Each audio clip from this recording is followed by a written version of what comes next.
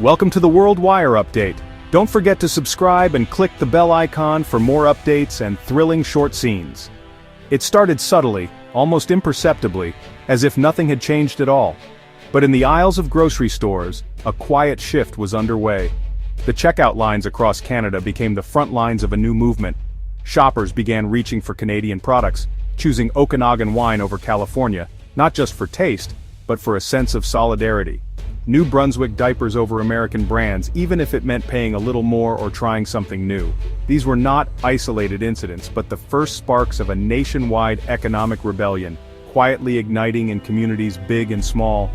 The Buy Canadian movement was born, not from government or corporations, but from a surge of national pride and a growing frustration with outside pressures. Canadians watched as the U.S., under President Trump, took an increasingly aggressive stance on trade, and responded with wallet-driven patriotism, determined to make their voices heard. Every dollar spent on Canadian goods became a quiet act of defiance, a small but meaningful stand for independence and unity. Social media buzzed with #BuyCanadian as people shared their finds and encouraged others to join in. Friends swapped lists of homegrown alternatives, turning shopping into a collective mission. Retailers took notice, shifting shelf space to Canadian brands as demand soared, and proudly displaying maple leaf logos in their windows. What began as a flicker of consumer defiance became a roaring fire, fundamentally reshaping the commercial landscape and inspiring communities to rally together. The message was clear: Canadians would support their own, and the world was watching as a quiet revolution unfolded in the shopping aisles. The spark for this movement was President Trump's aggressive trade actions in early 2025. His administration's sudden shift in policy caught many off guard, sending ripples of uncertainty across both sides of the border.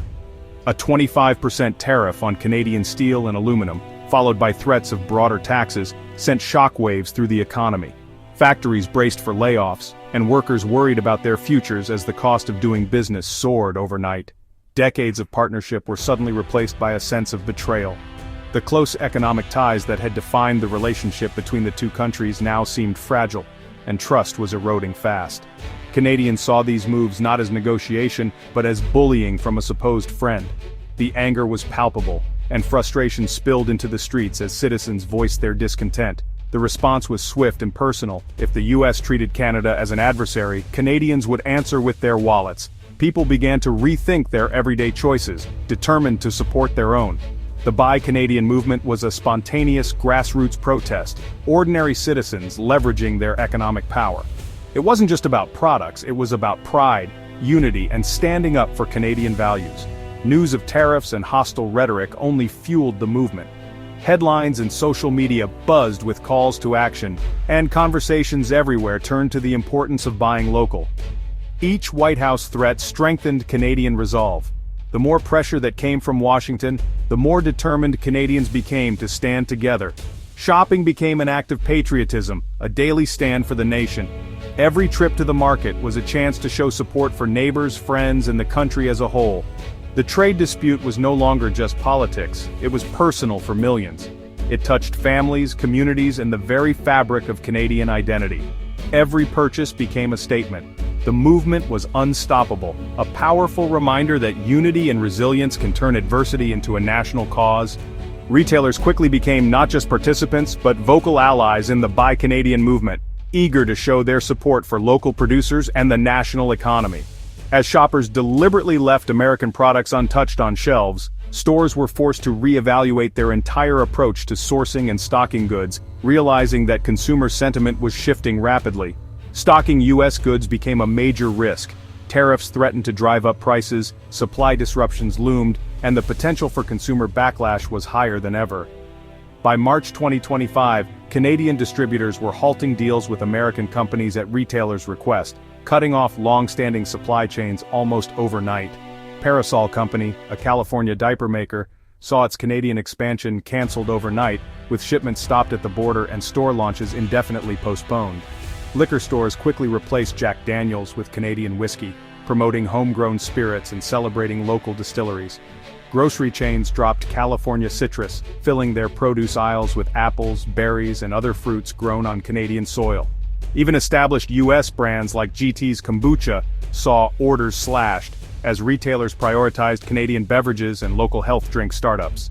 Retailers doubled down on Canadian alternatives, creating a powerful feedback loop. More shelf space for local products led to more sales, which in turn built even greater consumer loyalty and pride. Flyers, window displays, and in-store promotions proudly featured "Made in Canada," turning shopping into an act of patriotism. What began as a shopper protest quickly became a full-scale commercial pivot, with businesses large and small rebranding themselves as champions of Canadian goods. The retail ecosystem was transformed, as every corner store and supermarket adapted to the new reality. Canadians and their stores marched in lockstep for the home team, forging a new sense of unity and purpose on every store shelf. The Buy Canadian movement split fortunes on both sides of the border. For American businesses, the backlash was devastating. Expansion plans scrapped, sales plummeting. Demeter Fragrances abandoned its Canadian launch, calling it a wasted investment. Meanwhile, Canadian companies saw demand skyrocket.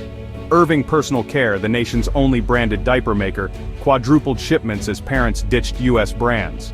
Grime Eater, a Canadian hand cleaner, finally edged out its American rival on store shelves. For domestic producers, the trade dispute was a golden opportunity to win market share. Millions of Canadians changing their habits had real consequences. Losses for some, windfalls for others. American firms learned that a reliable market could vanish overnight. The new economic landscape was being drawn by everyday choices in the aisles. The Buy Canadian movement's strength was confirmed by hard data. A September 2025 Ipsos poll showed 58% of Canadians actively avoided U.S. products or travel, and 56% increased Canadian purchases. This was no fringe trend, it was a mainstream shift. Even more striking, 82% of those who changed habits planned to keep buying Canadian after the dispute. The movement was led by baby boomers, with 70% prioritizing Canadian goods, but younger generations joined in too. The numbers proved this was a formidable economic force. Canadians weren't just reacting, they were reshaping the marketplace. The message to businesses was clear: the Canadian consumer had changed, and this change was built to last. National pride was now measurable. The impact was undeniable. The 2025 trade dispute did more than change shopping habits. It damaged trust between Canadians and Americans. Aggressive tariffs and rhetoric from the Trump administration eroded decades of goodwill. A September poll found 60% of Canadians believed they could never trust Americans the same way again. The Made in USA label, once positive, now carried negative weight.